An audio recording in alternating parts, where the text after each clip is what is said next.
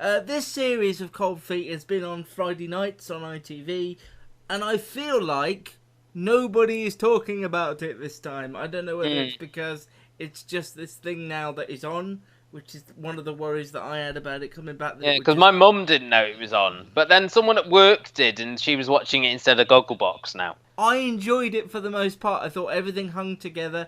I live with my folks, as I said, and we do watch this as a family. And every week, Mum says, God, that Leanne Best has got an annoying voice. And now that's all I'm picking up on is how annoying Leanne Best's voice is. Which I hadn't noticed before, but somebody pointed it out and you're like, oh, stop talking. But I thought it was a really well put together. I think everybody had their moments. It was funny when it needed to be funny. It was emotional. I struggle with what they're doing with Robert Bathurst. I don't know what they're doing with him. It always feels to be quite heightened, all of his stuff, whether it be the prison, the kidnapping, the threats of fight. You know, he had a gun in this episode. Yeah. It was just a bit... He's in almost a different show to the others.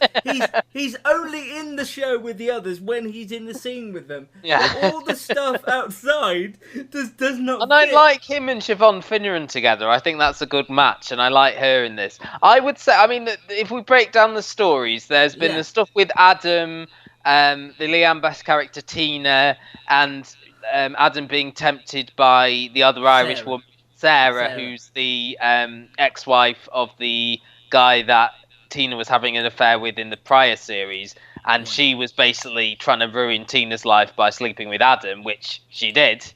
But then in this final episode, Adam realised that he still had feelings for Sarah. He had feelings for Tina as well, but he wasn't sure, you know, where his heart lay. He probably found her voice annoying. Yeah, but then Sarah had a bit of an annoying voice as well. She's just Irish. And at the end of the series, they sort of separated with we might get back together at some stage. We'll have to decide on that. But we don't, because there was a whole recurring theme of her realising she wanted a kid and Adam wanting... But for some reason, I never believed them as a pair. I don't know why.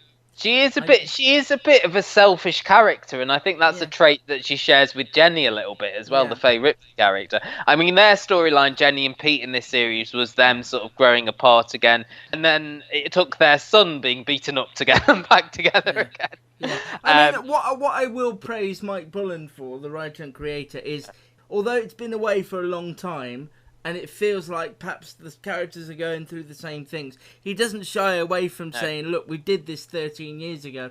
Perhaps 13 is the cut-off for Pete and Jenny. And they're getting older, and I think there was that thing about, we're in middle age now, and the other story, I mean, the reason I think it's going to come back is the fact that they introduced a new love interest for Hermione Norris 2 episodes before the end of the series. I really like Hermione Norris. I loved her this series. I think she's amazing. She's always been good. My favourite scene of the entire series has been that one with Pete, where she went to the hotel and was tempted. Amazing. That whole episode, actually, where she was boiling, you know, tension was boiling higher and higher. Everyone was having to go at her. You know, you thought maybe she'd sort of, you know, the alcoholism was threatening to come back. She wanted a drink, and she locked herself in a hotel room and looking at the minibar. And it took Pete to go upstairs and and then two characters. That's not a pairing that you see very often together, but I think it really worked. They worked brilliant together in that. He could relate to her having her demons and want to be her shoulder to cry on when she needed it. And I thought that was really well done. Hermione Norris has always been one of my favourite aspects of Cold Feet. If you watch the original series, her alcoholism stuff is just superb. On the whole, I still really enjoyed this. And as a family, we find it it's easy. In a way, it does sort of suit Friday nights in a way, and I can understand it to an extent because, you know, you get home on Friday and you just want to relax, and something it is easy. like...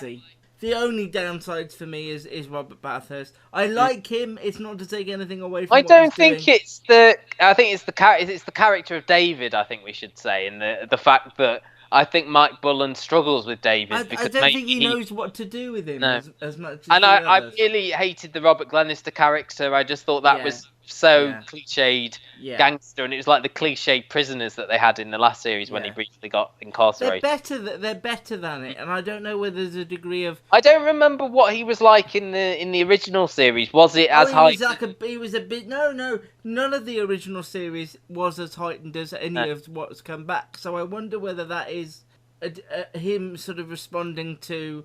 We've got to give everybody a story in every episode and fill every moment with. He's almost a bit of a loose end, isn't he? Now they're not, him and Karen aren't married and things, and he's sort of over to the side a little bit. And you don't want David in a new relationship, Karen in a new relationship, Pete and Jenny divorcing, they're in a new relationship, and then you've got the kids in a relationship as well, and it could just it must be hard to give everyone their. Because you've got you've got 5 main characters plus like romantic interests and plus like kids, as you say, as well. And there's definitely a place for this show from 1998 to still be on the telly, but they just need to iron out. I just like the it's a simple idea of what happens when people who were in their 20s at the dawn of new millennium are now sort of approaching their 50s.